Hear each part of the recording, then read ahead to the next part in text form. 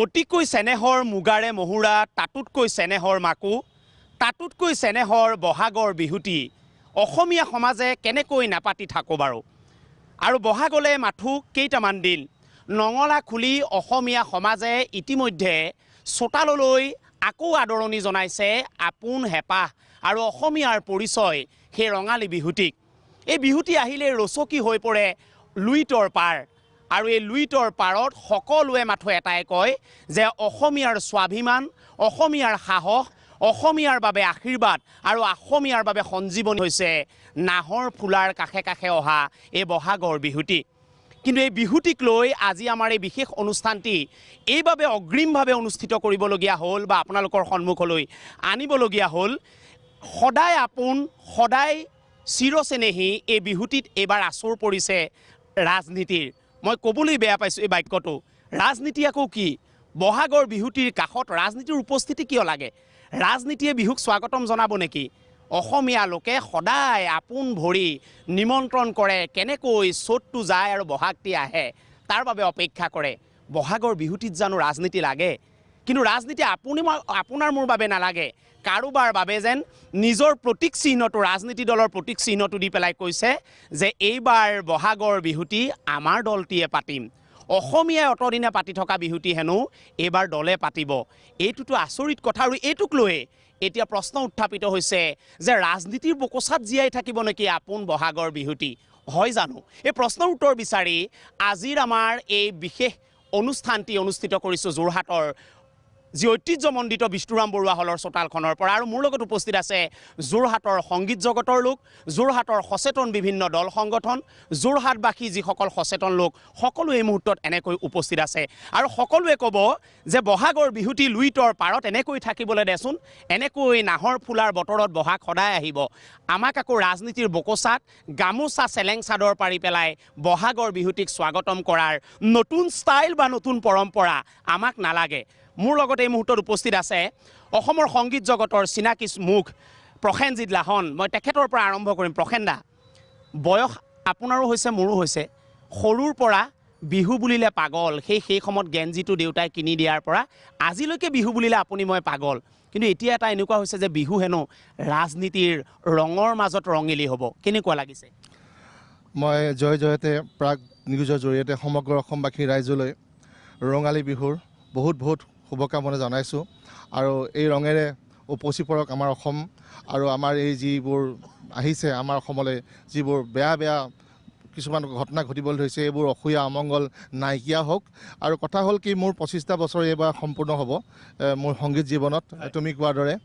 মোৰ সংগীত জীৱন 25টা বছৰ হ'ল এই 25টা বছৰত মই এনেকুৱা দেখা নাছিলোঁ আচলতে কোনোবা ৰাজনীতি এইবাৰ যিটো হৈছে এনেকুৱা হৈছে এনেকুৱা মই দেখা নাই আজিলৈকে মইতো গছত তলৰ পৰা বিহু মৰা মানুহ আজি এনেকুৱা দেখিছোঁ কিন্তু কথা হৈছে কি বিহুটো অসমীয়াৰ আয়ুস ৰেখা বিহু পাতক সকলোৱে পাতক সকলো দলক হিয়া খুলি পাতক যিমানে বিহু পাতক যেনেধৰণে পূজা পাতিবলৈ আৰম্ভ হৈছে অসমত তেনেধৰণে বিহু পাতক চুকে গলিয়ে অলিয়ে গলিয়ে বিহু পাতক কিন্তু কোনো দল সংগঠন নহয় আজি সিদিনাখন যিটো মই ক'বলৈ কৈছোঁ যি আজি যিটো ঘটনা হ'ল সেই ডিমৌৰ যিটো ঘটনা সেই কথা ক'বলৈ তেওঁলোকে ভুল কৰিলে তেওঁলোকে যদি ডিমৌৰ আঞ্চলিক বিহুখন নাম দিলেহেঁতেন তাক উদযাপন সমিতিৰ যদি সভাপতি সম্পাদক সেই দলৰে গোটেইখন হ'লহেঁতেন তেতিয়া ক'বলৈ কোনো নাযায় এই মুহূৰ্তত কিবা বিহুৰ গীতেৰে ক'ব নেকি এটা মেছেজ এইটো মহেন্দ্ৰ ককাইদেউৰ এটা গীত আছিলে মনত পৰে মোৰ অ' ককাই বিহুৰে উৰুকা মন হ'ল উৰুঙা বিহুখন কেনেকৈ পাতোঁ নাচনী কেনেকৈ মাতোঁ অ' হেৰ' ককাই ঐ বিহু নহয় বৰ বিহু নহয় যেন এইবাৰ বৰ বিহে হৈছে এই বাক্যটো এই শব্দটো বিহু বৰ বিহু হ'ব নেকি নিদিম আমি কেতিয়াও বৰ বিহু হ'বলৈ প্ৰাগ নিউজ পৰিয়ালে সেইবাবেই এতিয়াও কেইটামান দিন থাকোঁতে আজিৰ এই বিশেষ অনুষ্ঠানটি যোৰহাটৰ চোতালৰ পৰা কৰিছোঁ চমুকৈ কি ক'ব চাওক এইখন অসমত যিহেতু হিন্দু মুছলমান পিছত আহে প্ৰথমতে অসমীয়া জাতি প্ৰাধান্য পায় অসমীয়া বুলি আমি প্ৰাধান্য পাওঁ যিহেতু এগৰাকী যদি মহিলাই মছজিদৰ মুখেদি যায়, তেওঁ উৰণিখন লৈ পেলাই মছজিদক সেৱা এটা কৰি যায়, হিন্দু মহিলা এগৰাকী। আৰু মুছলমান মহিলা এগৰাকী যেতিয়া নামঘৰৰ মুখেদি যায়, তেওঁ উৰণিখন লৈ পেলাই কিবা ভাল কামত গ'লে সেৱা এটা কৰি থৈ যায়। সেইখন অসমত আজি প্ৰথমতে এই বিজেপি দলটোৱে কি কৰিছে, প্ৰথমতে তেওঁলোকে ধৰ্মৰ নামত কাৰ্ড খেলিলে, তেওঁলোক সফল হ'ব নোৱাৰিলে। এতিয়া কিন্তু বঙহৰ যুঁজ লগাইছে, তেওঁলোকে বিহুৰ নামত ৰাজনীতি কৰি আজি যিজন শৃংখল চলিহাই, যি বীৰ লাচিত সেনাই ৰাইজৰ কাৰণে মাতিলে, আমাৰ জাতিটোৰ কাৰণে মাতিলে, সেই বীৰ লাচিত সেনাৰ যুৱকসকলক এই বিজেপিৰ ভেৰণীয়া গুণ্ডাই আচলতে মাৰপিট কৰাৰ যি আমি দেখিলোঁ, ই অতিকৈ লজ্জাজনক। আৰু তাৰ লগতে এটা কথা ক'ব বিচাৰিছোঁ, যিহেতু এই বিজেপিৰ যি বিহু, বেলেগ দলেও বিহু পাতিছে, এইটো মই কেতিয়াও ডিনাই নকৰোঁ, কিন্তু মুখ্যমন্ত্ৰীৰ ফটো লগাই বা বিজেপিৰ বিহু, তাত কি বেলেগ মতাদৰ্শৰ মানুহ কি যাব নোৱাৰিব নেকি? মই আহিম, এইটো খুব গুৰুত্বপূৰ্ণ। সদৌ অসম ছাত্ৰ সন্থাৰ আছে, এই যে ট্ৰেডমাৰ্কবিলাক লগাই যে দিছে, চিম্বলবিলাক যে লগাইছে, ফুল, হাতী, এই হাতী ফুলে বিহু আনিছিল নেকি নাহৰ তলৰ পৰা? এই ৰাধা গোবিন্দ বৰুৱাই যেতিয়া লৈ আহিছিলে লতাশিলৰ বাকৰিলৈ, তেতিয়া হাতীয়ে লৈ আহিছিল, পদুম ফুলে লৈ আহিছিল নে অসমীয়া ৰাইজে লৈ আহিছিল? অসমীয়া জাতিৰ অনুপম সৃষ্টি তথা অসমীয়া জাতিৰ কৃষ্টি সংস্কৃতিৰ ধ্বজাবাহক ৰঙালী বিহু হৈছে আমাৰ স্বাভিমান। আৰু ৰঙালী বিহুৰ নামত এনেধৰণৰ বিতৰ্ক হোৱাটো আচলতে নিবিচাৰোঁ আমি। এতিয়া আমি ক'ব লাগিব যে সংস্কৃতিয়ে সদায় সমাজ গঢ়ে আৰু ৰাজনীতিয়ে সদায় সমাজ ভাঙে। গতিকে আমি দেখিছোঁ যে বিভিন্ন দল সংগঠনে বিভিন্ন জিলাত আঞ্চলিক ভিত্তিত কেন্দ্ৰীয়ভাৱে আঞ্চলিকভাৱে বিহু পাতক, উদযাপন কৰক, আমাৰ ক'বলগীয়া নাই। বিহু হওক, আগতকৈ সংখ্যা বাঢ়ক, আমাৰ ক'বলগীয়া নাই। এতিয়া দেখিছোঁ আমি ৰাজনৈতিক দলসমূহে নিজৰ বেনাৰত তেওঁলোকে কৰিবলৈ লৈছে, যাৰ জৰিয়তে আনটো ৰাজনৈতিক দলৰ বা তেওঁলোকৰ আদৰ্শক ছাপোৰ্ট নকৰা ব্যক্তিসকলৰ মানুহসকলে অৰ্থাৎ বিহুখনত উপস্থিত থাকিব নোৱাৰাৰ দৰে এটা পৰিৱেশৰ সৃষ্টি হয়। এই কথাটো কিন্তু আমি বিৰোধিতা কৰিছোঁ। এতিয়া বিজেপি দলে কৈছে যে কংগ্ৰেছৰ দিনতো এনেকুৱা ধৰণৰ কাম কৰিছিলে, তেওঁলোকে কংগ্ৰেছৰ পদাংক অনুকৰণ কৰিবৰ কাৰণে পৰিৱৰ্তন বিচাৰিছিলে নেকি? প্ৰথম কথা। গতিকে বিহু সদায় ৰাজনীতিৰ হাতোৰাৰ পৰা মুক্ত হ'ব লাগে। বিহু পাতক, আমাৰ ক'বলগীয়া নাই, কেন্দ্ৰীয়ভাৱে পাতক, আঞ্চলিক ভিত্তিত পাতক, আমাৰ ক'বলগীয়া নাই, ৰাইজক লৈ পাতক। বিহু আমিও উদযাপন কৰি আহিছোঁ, যোৰহাটৰ জাতীয় জীৱনৰ লগত জড়িত ব্যক্তিসকলক লৈ আমি উদযাপন কৰি আহিছোঁ, কিন্তু বিহুৰ নামত ৰাজনীতি হোৱাটো আমি পোষকতা নকৰোঁ। খুব গুৰুত্ব। মই নতুন প্ৰজন্মৰ ষ্টুডেণ্ট আছে, মই তেওঁলোকৰ পৰা অকণমান কথা পাতি ল'ব বিচাৰিছোঁ। এই যে এতিয়া যে দেখা গ'ল যিটো ডিমৌৰ ঘটনা, এই ডিমৌৰ ঘটনাটোক লৈ কিমান দুখ লাগিছে, মই এই কথাটো বিস্তৃতভাৱে আজি আলোচনা কৰিম। এই ঘটনাটোৱে কিমান তোমালোকৰ মন মগজু আঁচুৰি গৈছে? ডিমৌৰ ঘটনাটো বাৰু তালৈ নাযাওঁৱেই। বৰগীত, ভাওনা, বিহু এইবোৰ অসমীয়াৰ বৰ ভঁৰালৰ বস্তু, আৰু এইবোৰক অসমীয়াই হৃদয়েৰে অনুধাৱন কৰিব পৰা এটা বস্তু। গতিকে গৰু বিহু পাতে, গৰুৰ পৰা গাখীৰ খাওঁ আমি, মাকৰ অভাৱ গৰুজনীয়ে পূৰণ কৰে, গৰুক চাট মাৰোঁ, তাতো আমাৰ বিশেষ তত্ত্ব আছে।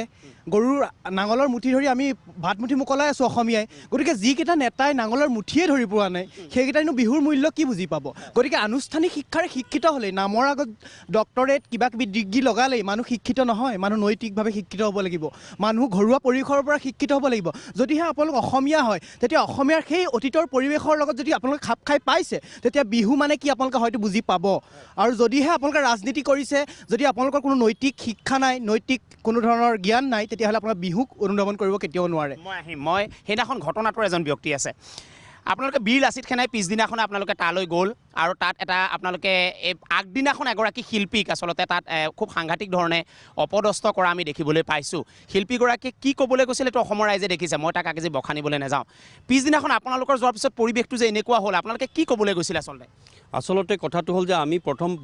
প্ৰথম আমি প্ৰতিবাদ কৰিবলৈ গৈছিলোঁ যে অসমৰ জনগণৰ পক্ষত মাত পুতি থকা এজন অসমীয়া শিল্পীক অপদস্থ কৰাটো আমি সহ্য কৰা নাছিলোঁ। গতিকে আমি জেগাত গৈ, যিটুকুৰা জেগাত অসমীয়া শিল্পীজনৰ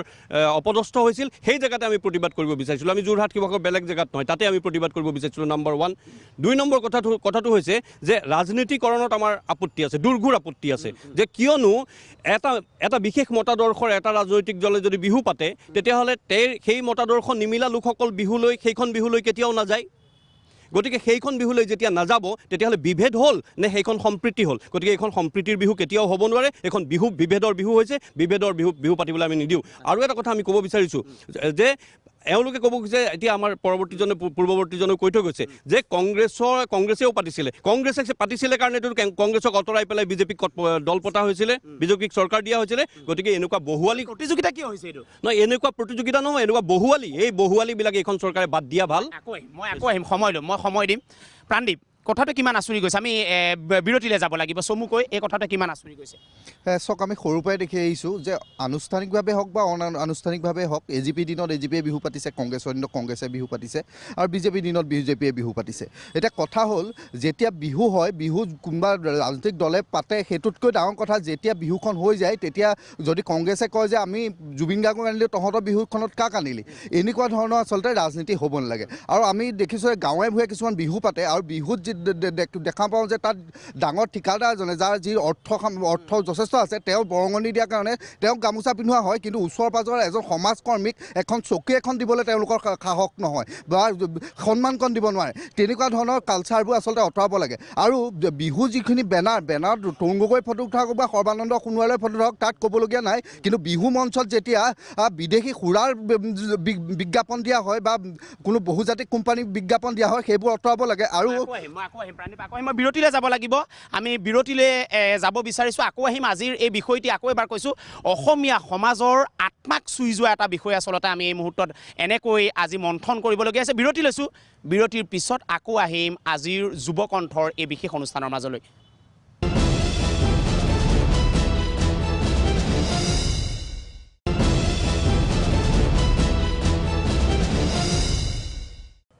বিৰতিৰ পিছত আপোনালোকক আকৌ স্বাগতম জনাইছোঁ আজিৰ উজনি অসমৰ এই মুহূৰ্তত উত্তাল হৈ থকা বিষয়টিক লৈ আজি যুৱকণ্ঠত মন্থন কৰা হৈছে যে বিহু আমাৰ আত্মা বিহু আমাৰ স্পন্দন বিহু আমাৰ বাবে আশীৰ্বাদ বিহু আমাৰ বাবে সাহস এই বিহুক লৈ ৰাজনীতি কাৰোবাৰ প্ৰতীক চিহ্ন দি বেনাৰ লগাইছে প্ৰতিযোগিতা চলিছে কংগ্ৰেছে পাতিছিল বিজেপিয়ে পাতক কংগ্ৰেছ বিজেপিয়ে বিহু জন্ম দিছে নেকি হাস্যকৰ এটা কথা মোৰ আচলতে দুখ পাইছোঁ কিন্তু কোনোবাই কৰি ফূৰ্তি পাইছে শৃংখল চলিহা মোৰ লগত উপস্থিত আছে শৃংখল সেই ঘটনাটোৰ দিনা যিটো মানস ৰবীন শিল্পীজনক অপমান কৰাৰ পিছদিনা প্ৰত্যুত্তৰ সূচক হিচাপে শব্দটো মোৰ হৈছে নাই নাজানো যে আপোনালোকে পিছদিনাখন আকৌ গৈছিলে তালৈ আৰু আপোনালোকে কোনে আচলতে এনেকুৱা ধৰণৰ কথা কৈছিলে এই কথাটো আপোনালোকে পৰিৱেশটো চাইছিল তাত এটা বেলেগ ধৰণৰ পৰিৱেশ হ'ল এটা প্ৰকৃতা হ'ল খেদাখেদি হ'ল হতাহতি হ'ল অপমান হ'ল অশ্লীলতাৰ শব্দ ওলাল এই কথাটোৰ উত্তৰ কি দিব উত্তৰ এটাই কথাই আমি বিজেপি কৰ্মীয়ে বিহু পাতক কংগ্ৰেছ কৰ্মীয়ে বিহু পাতক আমাৰ তাত ক'বলগীয়া নাই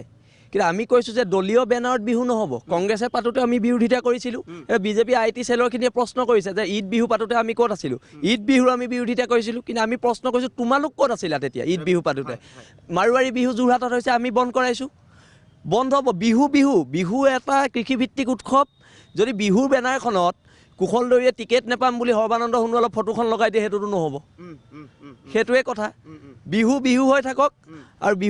বিহুক কেতিয়াও ৰাজনীতিকৰণ কৰিবলৈ দিয়া নহ'ব আৰু সেইদিনাখন যিটো পৰিৱেশ হৈছে খেদাখেদি মৰামৰি এইটো কোনে কৰিছে মানে এইটো আচুৰি কৰিছে খেদাখেদিটো কৰিব পৰা নাই আচুৰি কৰিছে আৰু গোটেই সোপাই খুৰাৰ ৰাগীত মতলীয়া আমাৰ ওচৰত অডিঅ' ক্লিপ আছে ভিডিঅ' ফুটেজ আছে কিন্তু আমি যিহেতু সেইখিনিও খিলঞ্জীয়া ল'ৰা আমি সেইকাৰণে ৰাজহুৱা কৰা নাই কিন্তু যদি প্ৰয়োজন হয় আমি ৰাজহুৱা কৰিম আৰু আমাৰ তাত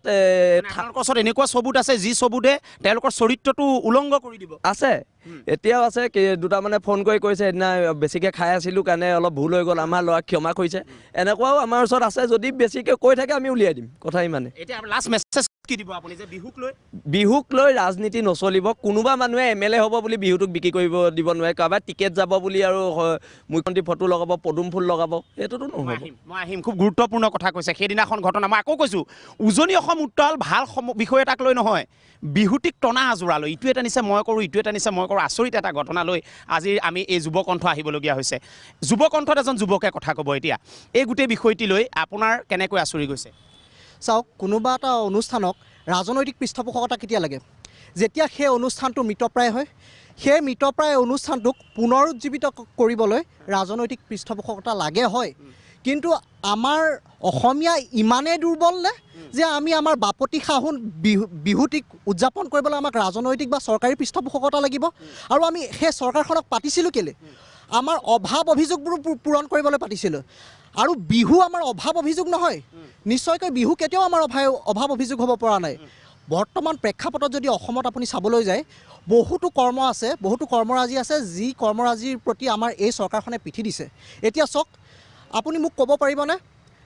এই চৰকাৰখনে কিমান ইণ্ডাষ্ট্ৰী আনিলে নাই সেইখিনি কথালৈ যামে সেইটোতো এটা সাংঘাতিক কথা বিহুৰ কথাটোৱে কিমান আমনি কৰিলে এই যে ডিমুৰ যিটো ঘটনা হ'ল এজন শিল্পীক অপদস্থ পিছদিনা আপোনাৰ আচৰা আচৰি বুলি কৈছে এই ঘটনাবিলাকে আপোনালোকক কেনেকৈ আমনি কৰিছে চাওক মই সেইটোৱে কৈছোঁ বিহু আমাৰ আৱেগৰ লগত জড়িত বিহু আমাৰ মনে প্ৰাণে সকলোতে আছে তেনেকুৱা স্থলত এই ৰাজনৈতিক বেনাৰ এই এনেকুৱা হাতী এইবোৰৰ প্ৰয়োজনেই বা ক'ত সমীৰণ কি ক'বা এই গোটেই বিষয়টোক লৈ আচলতে বিহু হৈছে আমাৰ সংস্কৃতি বিহু আমাৰ পৰম্পৰা আৰু বিহু এটা আমাৰ অসমীয়াৰ স্বাভিমান উজনি অসমত বিহু বুলিলে মানুহ পাগল হৈ যায় এইটো সকলোৱে জানে উজনি অসমতে এনেকুৱা হৈছে এই কথাটোত হয় আচলতে বিহুৱে আমাৰ ভাতৃত্ববোধৰ সৃষ্টি কৰে একতাৰ সৃষ্টি কৰে সমন্বয় আনে আৰু এই বিহুক লৈ ৰাজপথত শিল্পীক অপদস্থ কৰা আৰু তাৰ পিছদিনাখন আচুৰা আচুৰি কৰা ৰাজপথত এই বিষয়বোৰে আমাৰ বিহুৰ যি স্বকীয়তা তাক বহু পৰিমাণে আমাৰ ব্যাঘাত জন্মাইছে অসমীয়া শব্দটোক আঘাত কৰা নাই আৰু আমি অসমীয়া আমাৰ অসমীয়াত আঘাত কৰিছে কাৰণ বেলেগে বেলেগে কাজিয়া লগা নাই আমাৰ অসমীয়াৰ মাজত ককাই ভাই কাজিয়া অৰিন্দম কি ক'বা অসমীয়া ককাই ভাই আৰু এনেকুৱা হৈছে যিসকলে কাজিয়া লাগিছে বহুতে চাগে নাঙলটোৱে চুই পোৱা নাই হয় মই আজি এটা কথা উৎপলদা কম ধৰ্মৰ বেপাৰীয়ে আচলতে সমাজখনক এতিয়া বৰ্তমান সাম্প্ৰদায়িকতাৰ জয়কাৰ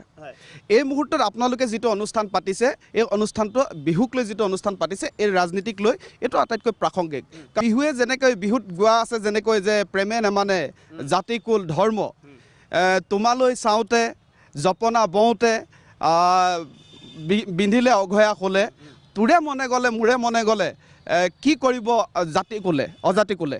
এনেকুৱা এটা কথা আৰু এই এনেকুৱা মুহূৰ্তত যি সাম্প্ৰদায়িকতাৰ এতিয়া বিষবাস্প ব্যৱহাৰ হৈছে সমগ্ৰ অসম তথা ভাৰতবৰ্ষত এই সময়ত এনেকুৱা ধৰণৰ কথাবিলাকে অতি প্ৰাসংগিক আৰু প্ৰাগ নিউজে আজি যিটো অনুষ্ঠান পাতিছে এইটোক লৈ আমি আটাইতকৈ সন্তুষ্ট মই অকণমান আৰু আপোনাৰ ওচৰলৈ আহিব এজন অধিবক্তা মোৰ লগত উপস্থিত আছে ধৰি লওক এই মানে হাতৰ চোলা এটা চিলাই লৈ পেলাই মই পিন্ধি আহিছোঁ বা গেৰুৱা পদুম ফুলৰ চোলা এটা চিলাই পেলাই মই পিন্ধি আহিছোঁ তেতিয়া মোক বিহুৱা বুলি ক'ব নেকি নিশ্চিতভাৱে বিহুটো আচলতে সমন্বয়ৰ প্ৰতীক কোনো ৰাজনীতিকৰণে কাৰোবাৰ যদি কোনোবাই টি চাৰ্টত ফুল লগাই আহে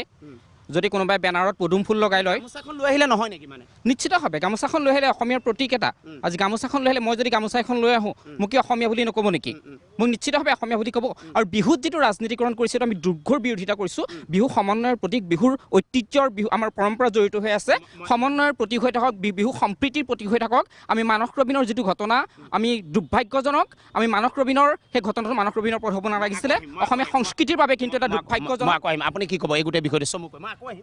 আচলতে খুব দুখৰ বিষয় অসমত বিহুটো ভাগ ভাগ কৰি বিজেপি চৰকাৰখনে অজগৰ টাইপ গিলি ল'ব বিচাৰিছে প্ৰতিটো অনুষ্ঠান আৰু আমি ধিক্কাৰ দিছোঁ চুতীয়া ছাত্ৰ সন্থাই মানস ৰবীন আৰু বীৰ লাচিত থানাক যেনে অপদস্থ কৰিছে আমি চুতীয়া ছাত্ৰ সন্থাই তেওঁলোকৰ লগত একমত আৰু অনাগত দিনত যাতে বীৰ লাচিত থানা আৰু মানস ৰবীনক বিজেপি ভেৰুৱা গুণ্ডাই যায় একো কৰিব নোৱাৰে তাৰ কাৰণে আমি চুতীয়া ছাত্ৰ সন্থাই সদায় আমি বীৰ লাচিত থানা আৰু মানস ৰবীন ডাঙৰীয়াৰ লগত অসমীয়াৰ লগত আছোঁ আমি অসমীয়াৰ লগত এটা গান কেনেবাকৈ গীত এটি আহিছে নেকি মনলৈ আমি বিৰতিলৈ যাব লাগিব হয় আজি আমাৰ অসমীয়া জাতিৰ অস্তিত্ব আৰু স্বাভিমান মাত্ৰ আমাৰ তিনিটি বিহু আছে এই তিনিটি বিহুকে আজি ৰাজনীতিকৰণ কৰিবলৈ চেষ্টা কৰিছে আমি যোৰহাটৰ পৰা সকীয়াই দিব বিচাৰিছোঁ যে এই বিহুকেইটাক এই আমাৰ অসমীয়া বাপুতিসাহোন বিহু তিনিটিক কোনো কাৰণতে ৰাজনীতিকৰণ নকৰে তাই সেই হেতুকে মই এটি গান মনলৈ আহিছে এতিয়া মই চমুকে দুআষাৰ গাই দিছোঁ বৰ ঘৰত সোমালে বিদেশী বঙালী ৰজা বহুতীয়া হ'ল অধিকাৰ স্বাভিমান ভাষা মোৰ অভিমান বনিয়াৰ হাতলৈ গ'ল ৰজা এলেহুৱা জাতি মোৰ বহুৱা নাতিবোৰ বেগৰ দালাল আইক বেছি খালে বহু কথা গালে বিপদৰ সময়ত সকলো পলাল বিপদৰ সময়ত সকলো পলাল বহুত কথা ক'লে বিজেপি চৰকাৰে আৰু আমি কেতিয়াও ইমান সহ্য নকৰোঁ মই বিৰতিলৈ যাব লাগিব এটা চুই যোৱা এটা গীত সকলোৰে হৃদয় চুই গৈছে আচলতে বিপদ আমাৰ নাই আমাৰ কাষত আমি বিপদবিলাক চপাই লৈছোঁ নহয় জানো এই বিপদ যি সময়ত আনন্দ কৰিব লাগে সেই সময়ত আমি বিপদ চপাই লৈছোঁ ভায়ে ভায়ে দল লাগিছোঁ এয়া কেনেকুৱা ধৰণৰ এটা প্ৰতিচ্ছবি এয়া কেনেকুৱা ধৰণৰ ইংগিত বিৰতি লৈছোঁ বিৰতিৰ পিছত আকৌ আপোনালোকক লৈ আহিম যুৱ কণ্ঠৰ মজিয়ালৈ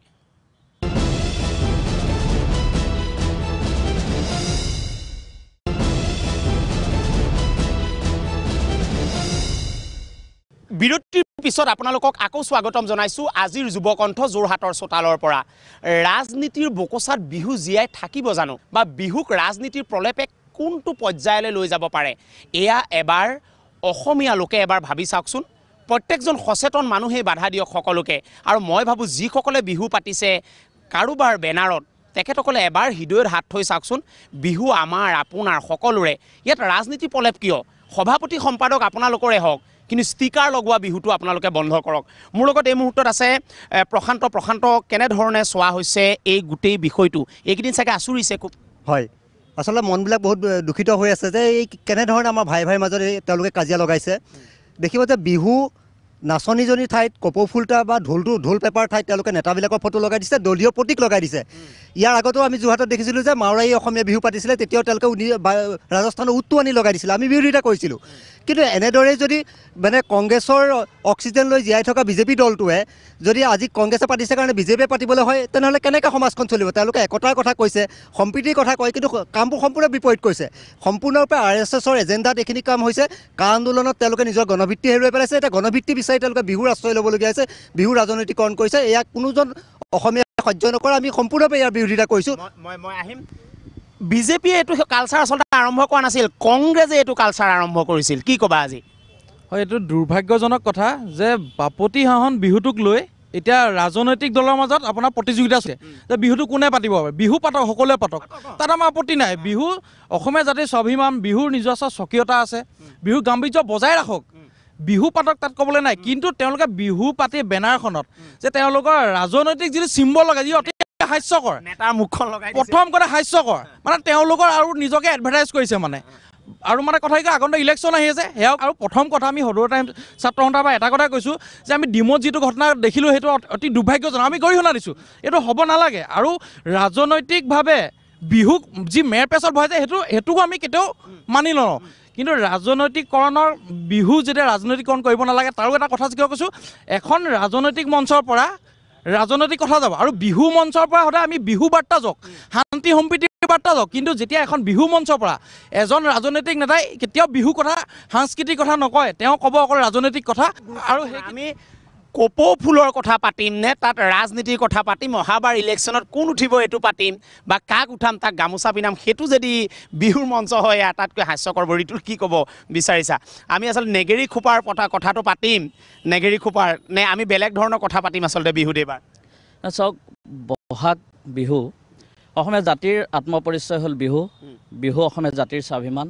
বিহুৰ এটা নিজস্ব ঐতিহ্য আছে। গতিকে এই বিহুক আজিৰ তাৰিখত যি ৰাজনীতিকৰণ কৰিবলৈ বিচৰা হৈছে এইটো দুৰ্ভাগ্যজনকেই নহয়, চৰম গৰিহণাযোগ্য বিষয়। শেহতীয়াকৈ ডিমৌত যি এটা ঘটনা সংঘটিত হ'ল, অসমীয়া ৰাইজে এটা কথা জানে যে বহাগত কপৌ ফুল ফুলে, কিন্তু আজিৰ তাৰিখত শাসকে দলে পদুম ফুল ফুলাবলৈ তেখেতসকলে চেষ্টা কৰিছে। আমি তেখেতসকলক এটা কথা ক'ব খুজিছোঁ যে বিহু অসমীয়া জাতিৰ কাৰো দল সংগঠনৰ অনুষ্ঠান নহয়, অসমীয়া জাতিৰ এটা আত্মপৰিচয়। গতিকে যিসকলে ৰাজনীতি কৰিছে তেখেতসকলক এটা কথা আমি আহ্বান জনাব বিচাৰোঁ যে বিহুৰ দৰে যিখিনি জাতীয় অনুষ্ঠান আছে, পৰ্ব আছে, এইখিনিক লৈ তেখেতসকলে ৰাজনীতি কৰিব নালাগে। তেখেতসকলে ডিমৌত যি হতাহতিৰ পৰিৱেশ সৃষ্টি কৰিলে, এই হতাহতিৰ পৰিৱেশ বিজেপি বা লাচিত খানাৰ মাজত হোৱা নাই, মানস ৰবীন বা বিজেপি সভাপতিৰ মাজত হোৱা নাই, অসমীয়া ভাতৃ বন্ধুৰ মাজত হৈছে। অসমীয়াৰ মাজত অসমীয়াৰ বিহুক লৈ যে এক সংঘাতময় পৰিৱেশ পৰিস্থিতি তেখেতসকলে সৃষ্টি কৰিলে, এইটো নিশ্চিতভাৱে এক গৰিহণাযোগ্য বিষয়। আজিৰ তাৰিখত আমি দেখিছোঁ যে অসমত বিভিন্ন স্থানত বিহু অনুষ্ঠান হয়, তাৰ দায়িত্বসমূহ ৰাজনৈতিক দলৰ, শাসকি দলৰ বিষয়ববীয়াসকলে ল'বলৈ যায়। বিহুক লৈ এনেকুৱা ধৰণৰ ৰাজনীতি কৰি তেখেতসকলে ৰাজনৈতিক দলটোৰ এটা অনুষ্ঠানলৈ পৰ্যবেক্ষিত কৰিব নালাগে। বিহু অসমীয়া ৰাইজৰ অনুষ্ঠান, অসমীয়া ৰাইজৰ হৈ থাকিবলৈ দিয়ক। তেখেতসকলৰ ৰাজনৈতিক যি পোচাক, সেই পোচাক তেখেতসকলে নিশ্চয় দূৰত এৰি থৈ বিহুৰ দৰে অনুষ্ঠানসমূহ অসমীয়া হিচাপে পালিত কৰাৰ চেষ্টা কৰক। মই এজন বিহুৰ প্ৰায় কেইবাটাও বছৰ কৰ্মশালা দি আহিছে, কণ ল'ৰা ছোৱালীক বিহুৰ নাচনীজনীক শিকাইছে যে পদচালনাটো এনেকৈ কৰিবা, হাতৰ আঙুলিবিলাক মেলি নানাচিবা, হাতৰ আঙুলিবিলাক জপাই নাচিবা, সেয়াহে বিহু, তাক বিহু বুলি কয়। অমৰ মোৰ লগত উপস্থিত আছে। অমৰ, এই কথাটোৱে কিমান আমনি কৰিছে? তোমালোকে শিকাই আছা ল'ৰা ছোৱালীক বিহু নাচিব লাগে কেনেকৈ কাপোৰ পিন্ধিব লাগে, কেনেকৈ খোপা বান্ধিব লাগে, আৰু এফালে লগাইছে ষ্টিকাৰ আমি বিহু পাতিম। কি আচলতে খুব দুৰ্ভাগ্যবশতঃ আচলতে আমি আজি লজ্জায়িত হৈছোঁ যে আমি কৈছোঁ যে সোণৰ অসম, আমি বৰ অসম কৰিব লাগে বুলি বিভিন্ন ৰাজনৈতিক দলসমূহে কৈ আহিছে। তাৰ সমান্তৰালে আমি দেখিছোঁ যে অসমীয়া জাতিটোৰ ৰঙালী বিহুটিক কিন্তু ৰাজনীতিকৰণ কৰিবলৈ গৈ আছে। এটা কথা আপুনি চাব যে ৰাজনীতিকৰণ এটা মানে শক্তি প্ৰদৰ্শনৰ এটা অনুষ্ঠান হ'বলৈ গৈ আছে, যিটোত আমি আচৰিত হৈছোঁ যে আমাৰ কণ ছাত্ৰ ছাত্ৰীসকলে আমাৰ বিহুটিৰ কৰ্মশালাক লৈ ইমান গৌৰৱ কৰে। তেনেকুৱা বিভিন্ন, মই কোৱা নাই কোনো কংগ্ৰেছ বিজেপিয়ে কোৱা নাই, কিন্তু মোৰ কথা হ'ল কি, কোনো ৰাজনৈতিক দলে বিহু বিহু অসমীয়া জাতিৰ ৰাজনীতিকৰণ কৰিব লাগিব আমাৰ নিচিনা আমি বিভিন্ন ক্ষেত্ৰত আমি কৰি থাকোঁ সামাজিক কাম কিন্তু আমি এই কথাটো হ'ল কি আমি কেতিয়াও শক্তি প্ৰদৰ্শন চলি কৰিব নোৱাৰোঁ শক্তি প্ৰদৰ্শন কাৰণ কি প্ৰত্যেকটো অনুষ্ঠান চাইছোঁ যে কংগ্ৰেছে হওক বিজেপি হওক যোনে নহওক খালি শক্তি প্ৰদৰ্শন লাগে এইটো এনেকুৱা হৈছে আমি এতিয়া ধৰি লওক গেৰুৱাকৰণ হোৱাৰ লগে লগে আমি সকলো আচৰিত পাইছোঁ গেৰুৱাকৰণ হৈছে কা বিৰোধী এক আন্দোলন হৈ আছে কাৰণে বিজেপিৰ ফালে কথাটো বেছিকৈ গৈছে এতিয়া কংগ্ৰেছেওতো কৰিছিলে আচলতে অসমীয়া জাতি আমাৰ বিহু হৈছে মান বিহু হৈছে আমাৰ প্ৰাণ আৰু বিহু অসমীয়া জাতিৰ মেৰুদণ্ড স্বৰূপ আৰু এই মেৰুদণ্ডডালক লৈ ৰাজনৈতিক দলবোৰে এটা অঘোষিত প্ৰতিযোগিতাত নামিছে এতিয়া শেহতীয়াকৈ যিটো ডিমৰ ঘটনা হ'ল আমি কা বিৰোধী আন্দোলনৰ সময়ত শুনিছিলোঁ যে অসমৰ শিল্পী সমাজক দমন কৰিবৰ কাৰণে তেওঁলোকে বিভিন্ন ঠাইত বিহু আয়োজন কৰিব আৰু সেইটোৰ প্ৰতিফলন আজি আমি ডিমত দেখিব পাইছোঁ আৰু এনেকুৱা ধৰণৰ অসমীয়া জাতিটোক নিষেধ কৰি দিব পৰা এনেকুৱা ধৰণৰ কাৰ্যৰ পৰা এই বিজেপি চৰকাৰ বিজেপি দলটোক আমি সকীয়াই দিছোঁ যে অসমীয়া জাতিয়ে হিন্দু মুছলিম উভয়ে জাতি জনগোষ্ঠীয়ে সকলোৱে আমি অসমীয়া জাতি গঠন প্ৰক্ৰিয়াত আমাৰ বিহুৰ যথেষ্ট অৱদান আছে আৰু এই অসমীয়া জাতিটোক নিষেধ কৰি দিব পৰা এনেকুৱা ধৰণৰ কাৰ্যৰ পৰা বিৰত থাকক অন্যথা কিন্তু অসমীয়া জাতিও আপোনালোকক কিন্তু সোধাই নেৰে এইটো বৰ গুৰুত্বপূৰ্ণ মই একদম চমুকৈ আপোনাৰ পৰা জানিব বিচাৰিম এই গোটেই ঘটনাটোক লৈ কি মেছেজ দিব বিচাৰিব ৰাজনীতি বকচাত বিহু জীয়াই থাকিব লাগে নেকি মানে আমি একেখন নাওৰে যাত্ৰী যদি সংঘাত হয় তেনে ধ্বংস হ'ব আৰু গৌমূত্ৰ আৰু গৰুক সেৱন কৰা নাগপুৰীয়াৰ কথাত মই অসমীয়া ডেকাখিনিক ভুল যাবলৈ মানা কৰিম যে নিজৰ মাজত কেতিয়াও দন কাজিয়া কৰিব নালাগে এই বিজেপি দলটো য'তে আহিছে ত'তে দেখিছোঁ আমাৰ এখন কাজিয়াৰ এখন দনৰ সৃষ্টি হয়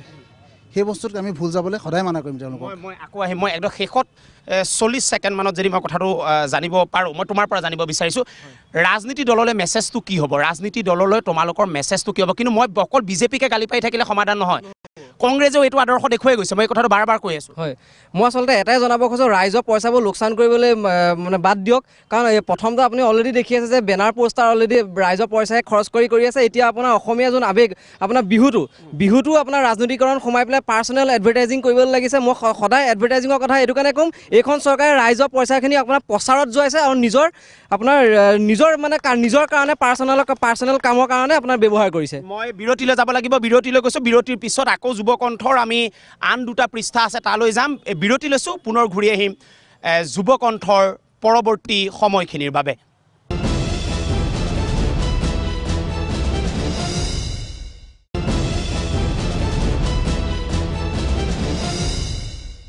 বিৰতিৰ পিছত আকৌ আপোনালোকক স্বাগতম জনাইছোঁ আজিৰ অন্যতম উজনি অসমৰ চৰ্চিত বিষয় আৰু ডিমৌৰ ৰাজপথৰ সেই ঘটনাটোৱে সকলোকে আচৰি যোৱা এই যিটো বিহুৰ ৰাজনীতিৰ প্ৰলেপ খনোৱা বা চলাপি হোৱা যিটো পৰিৱেশ হৈছে এই পৰিৱেশটোক লৈ এই ঘটনাটোক সকলোকে সুধিলোঁ ইয়াত থকা মই আপুনি চবেই দুখ পাইছোঁ এইটো সকলোৱে জানে আচলতে কি কৰিব লাগিছিলে দলবিলাকে বা সচেতন বুলি যদি ভাবোঁ মই অসমীয়া মই কৰিব কি লাগিছিলে আচলতে প্ৰথম কথাটো হ'ল কি মানস ৰবীন্দ্ৰই লিখিছিলে কি ককাই ঐ বিহুখন ৰাজনীতিৰ পৰা আঁতৰাই ৰাখিবি সেইটোহে লিখিছিলে সেইটো প্ৰত্যেকজন অসমীয়াই লিখিব পাৰে যেতিয়া বিজেপিয়ে যেনেকৈ এটা বেনাৰ লগাই পানি বিহুখন এনেকৈ পাতিব পাৰোঁ বুলি সিহঁতি দমত আজি সৰ্বানন্দ সোণোৱাল কাৰোবাৰ এনেকৈ ফটো লগাই পিনি বিহুখন ৰাজনীতি কৰিব পাৰে যদি এজন অসমীয়াই তেনেকৈ এজন শিল্পীয়ে গৈ পিনি তাত বিহুখন যে ৰাজনীতিৰ পৰা আঁতৰাই ৰাখিব বুলি ক'ব পাৰে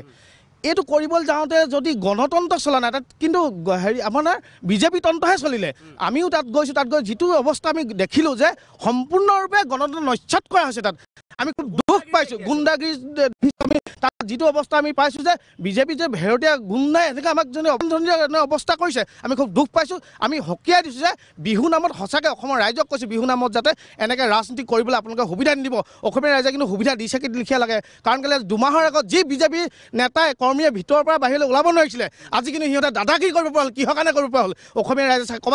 ক'ৰবাত ভুল কৰিছে সেইকাৰণে সকলো অসমীয়া ৰাইজে অনুৰোধ কৰিছোঁ যাতে আপোনালোকে যাতে আকৌ সেই ধাৰাটো অব্যাহত ৰাখক খুব গুৰুত্বপূৰ্ণ কথা কৈছে মই এইটো কোৱা নাই যে কোনোবা নোলাব বুলি কিন্তু আজিৰ পৰা দুমাহৰ আগত যিটো পৰিৱেশ আছিল তাৰপিছত এতিয়া পথত আহি পেলাই শিল্পীক আহি পেলাই খেদি বা শিল্পীক আপুনি হতাহতি কৰিব পৰা হৈ গ'ল এইটো আচৰিত কথা কোনে কৰিছে একেই মানস ৰবীন্দ্ৰৰ কাষত থকা ককাই ভাইখিনিয়ে কৰিছে কি ক'ব বিচাৰিবা আচলতে আমি এটা কথা ক'ব বিচাৰোঁ অসমত আচলতে আমাৰ বিহু ৰক্ষা কৰিবৰ কাৰণে ইয়াত হাত হাতী ফুল আমাক একো নালাগে ইয়াত আচলতে আমি অসমীয়া আছোঁ আমি অসমীয়াই বিহু জীয়াই ৰাখিম হাতী ফুলে তেওঁলোকৰ যি ৰাজনৈতিক যি আমাৰ যি দুখীয়া দৰিদ্ৰৰ কাৰণে যি টকা পইচা সহায় বা আৰ্থিকভাৱে অনুদান কৰিব তেওঁলোকে সেইবিলাক কাম কৰক বিহু ৰক্ষা কৰিবৰ কাৰণে অসমত অসমীয়া জীয়াই আছে অসমত অসমীয়া বিহু জীয়াই ৰাখিব গতিকে এটা অনুৰোধ জনাইছোঁ যে অসমত অসমীয়াৰ বাহিৰে বেলেগ দল সংগঠনে বা আমাৰ যি ৰাজনীতি নেতাই আমাৰ ইয়াত বিহু ৰক্ষা কৰিবলৈ ইয়াত কিন্তু নালাগে ইয়াত এই ভৈৰৱ বেনাৰৰ কথাটোৱে কি হৈছে মানে এনে বেনাৰৰ যিটো কাৰোবাৰ চলিছে ই মানে কি প্ৰচাৰটো কেনেকুৱা প্ৰচাৰ এতিয়া বিহুক লৈ এবাৰ ৰাজনৈতিক প্ৰচাৰ হ'ব নি মানে আচলতে তেওঁলোকে এতিয়া ইলেকশ্যন পাইছে আৰু সেইটো কাৰণে এখন নিৰ্বাচনী সভা আচলতে বিহুক লৈ নিৰ্বাচন কাৰণ যিহেতু আমাৰ অসমীয়া জাতিৰ এইটো আৱেগ আৰু আৱেগক লৈ তেওঁলোকে এখন নিৰ্বাচনী প্ৰচাৰ কৰিছে আগতো এখন আপোনালোকে এতিয়া ধৰি লওক ইয়াত এখন বেনাৰ লগালে আপুনি ক'লে আপোনাকো তেনেকৈ খেদি আহিব নি নহয় চাওক তেওঁলোকে গণতন্ত্ৰ বিশ্বাস নকৰে আজি মানস ৰবিনে লাচিত সেনাইটো তাত গৈ বেনাৰখন ফালি পেলাবলৈ যোৱা নাছিলে তাৰ সলনি তাৰ কাষত এখন মানে ৰাজনীতি নকৰিব বুলি বেনাৰ এখন লগাবলৈহে কৈছিলে তাৰপিছত তেওঁলোকৰ আক্ৰমণ কৰিছিলে আগতে এখন দেখিছিলে গৰু বিহুৰ দিনাখন তেওঁলোকে এখন বেনাৰ লগাইছিলে গো মাতা পূজন আমি জীৱনত কেতিয়াও গো মাতা পূজন কৰি পোৱা নাছিলোঁ গৰু বিহুহে পাতিছিলোঁ তেওঁলোকে কিন্তু গো মাতা পূজন কৰিলে চাওক আৰু এইটো চাওক আগতে আপুনি এটা কথা কৈছে কংগ্ৰেছো পাতিছিলে বিজেপিও পাতিছিলে জয়ন্ত মল্লৱ বৰুৱাই আগতে কংগ্ৰেছত থাকোঁতে তেওঁলোকে তাত পাতি থৈ গৈছিলে বিহু কংগ্ৰেছৰ নামত আৰু সেই একেবোৰ নেতাই কাৰণ এইটো বিজেপিতটো কোনো নিজৰ প্ৰডাকশ্যন নাই চবটো লোকৰ প্ৰডাকশ্যন তেওঁলোকে লোকৰ প্ৰডাকশ্যন কৰিছে আৰু তেওঁলোকে সেইকেইটা বেয়া মালকেইটা কিনি আনি তেওঁলোকৰ তাত থৈ দিছে এই গোটেই লোকৰ প্ৰডাকশ্যনৰ মালে সেইটো ভৰ্তি হৈ আছে তেওঁলোকে বেয়া কাম যিমান আছে গোটেই বেয়া নেতাবোৰ তেওঁলোকৰ তাত আছে আৰু বেয়া কাম তেওঁলোকে চব কৰিব সেইটো খাটাং কথা আৰু অইন একো নকওঁ আমাৰ অসমীয়া জাতিৰ আৱেগটোক লৈ তেওঁলোকে খেলা কৰিব নালাগে আৰু যিটো গণতান্ত্ৰিক আন্দোলন কাৰণ মানস ৰবিন আমাৰ অসমীয়া জাতিৰ সকলোতকৈ মানে এজন সংগ্ৰামী শিল্পী তেওঁ আজি কা আন্দোলনৰ পৰা সকলোৱে সংগ্ৰামী শিল্পী সকলোতে তেওঁ মাত মাতিছে তেনেকুৱা এজন শিল্পীক আজি লাচিত সেনাৰ দৰে এটা গণতান্ত্ৰিক সংগঠনক তেওঁলোকে অপমান কৰাটো বেয়া কথা হৈছে জাতিৰ বাবে অপমান যুৱক মই আপোনাৰ ওচৰতে ষ্টুডেণ্ট মোৰ লগত আছে মই এটা কথা তোমাৰ পৰা জানিব বিচাৰিছোঁ অসমীয়া লোকে যে চুপ হৈ গ'ল চেলোটেপ মাৰি দিলে কথাটো লৈ পেলাই একাংশই লিখি আছে ফেচবুকত কোনে লিখিছেতো আমি চবেই জানো কোনখিনিয়ে লিখিছে চেলাৰী হোল্ডাৰ মাহিলী তেওঁলোকে লিখি আছে বাকী যে চব চুপ চেলোটেপ মাৰিলে বিষয়টো লৈ নহয় আমি ছাত্ৰ হিচাপে এটা কথা ভাবোঁ যে অসমীয়া জাতিৰ প্ৰাণ বিহুটোক লৈ ৰাজনীতি সদায় বন্ধ হ'ব লাগে আৰু দ্বিতীয়টো কথা হ'ল যে যি সময়ত আমি বিজেপিয়ে দেখিছোঁ যে পোষ্টাৰ লগাইছে তেওঁলোকে কিছুমান বেনাৰ লগাই তেওঁলোকে ৰাজনীতিক বিহুটোক ৰাজনীতিৰ মাজলৈ লৈ আহিব বিচাৰিছে কিন্তু আমি এটা কথা অসমীয়া জনাৰ প্ৰয়োজন যে যিটো বিজেপি দলে আমাৰ অসমীয়া জাতিটোক নিষেধ কৰি দিব পৰা কাৰ দৰে এখন অগণতান্ত্ৰিক এখন বিধেয়ক আনি অসমীয়া জাতিটোক নিষেধ কৰাৰ পৰিকল্পনা কৰিছে অসমীয়া মাতৃভাষা অসমীয়া আইজনীক নিষেধ কৰাৰ পৰিকল্পনা কৰিছে তেনে এখন পৰিপ্ৰেক্ষিতত তেওঁলোকে তেনেকুৱা এখন আইন জাপি দি তাৰ পৰৱৰ্তী সময়ত তেওঁলোকে আমাক কৈছে যে তেওঁলোকে বিহু পাতি অসমীয়া সংস্কৃতি ৰক্ষাৰ তেওঁলোকৰ কোনো ধৰণৰ তেওঁলোকৰ হাবিয়াস নাই তেওঁলোকে কেৱল মাত্ৰ তেওঁলোকৰ ৰাজনৈতিক স্বাৰ্থ পূৰণৰ বাবে যে তেওঁলোকে এনেকুৱা ধৰণৰ কিছুমান কাম কৰি আছে আৰু তেওঁলোকে কেৱল মানুহখিনিক কি আহ্বান জনাব অসমীয়া মানুহখিনিক এইটোৱে আহ্বান জনাম যাতে বিজেপিৰ নামৰ এই ধৰণৰ সাম্প্ৰদায়িক দলৰ প্ৰতি অসমীয়া ৰাইজ যাতে কেতিয়াও ভুল নাযায় অসমীয়া ৰাইজে যাতে অসমীয়া বিহুটিক সদায় ৰক্ষা কৰাৰ কাৰণে পণ লয় আৰু অসমীয়া জাতি সদায় নিজৰ বিহুটিক লৈ সদায় জীয়াই থাকিব আৰু বেছ অসমীয়া ৰাইজলৈ কি মেছেজ হ'ব মেছেজটো অসমীয়া ৰাইজলৈ কি হ'ব আমি গেৰুৱা বা বিজেপি এইবোৰ গালিটো পাৰি আছোঁ কংগ্ৰেছক গালি পাইছে অসমীয়া ৰাইজৰ কথাটো কি হ'ব চাওক যেতিয়া অসমীয়া ৰাইজ একগোট হৈ থাকিব এই গেৰুৱাকৰণে একোডাল কৰিব নোৱাৰিব চিধা কথা আৰু মইতো নেদেখিলোঁ ডন লাগিছে দূৰৰ পৰা চালে এইটো কি হ'ল মানে নাই এই কথাটোকে মই ক'ব বিচাৰিছোঁ যে আজি ভাতৃ নিজৰ ককায়েকে ভায়েকক মাৰিছে তাতকৈ দুৰ্ভাগ্যজনক কথা নাই আৰু সেই বিজেপি ভেৰণীয়া গুণ্ডাকেইজনক মই ক'ব বিচাৰোঁ এই যোৰহাটৰ পৰা ৰঙালী বিহুলৈ আপোনালোকে ৰাজনীতি কৰিছে কিন্তু তেনে ক্ষেত্ৰত আপুনি পেট কটা ৰটো ৰঙালী বিহুৰ যে শিলাদিত্যদেৱে যে কৈছে পেট কটা আজডাল আঁতৰাই পেলাই বঙালী বিহু কৰোঁ সেই সময়ত আপোনালোকে বাহুবল সেই বঙালী বিহুতে দেখুৱাব লাগিছিলে শিলাদিত্যক দেখুৱাব লাগিছিলে আচলতে ৰঙালীটো ৰটো কাটি দিলে দেখোন বঙালী বিহুৱে হয় কোনে কৈছিলে শিলাদিত্যদেৱে কৈছিলে কথাটো আপোনালোকলৈ এৰি বিৰতিলৈ যাব বিচাৰিছোঁ বিৰতিৰ পিছত আকৌ ঘূৰি আহিম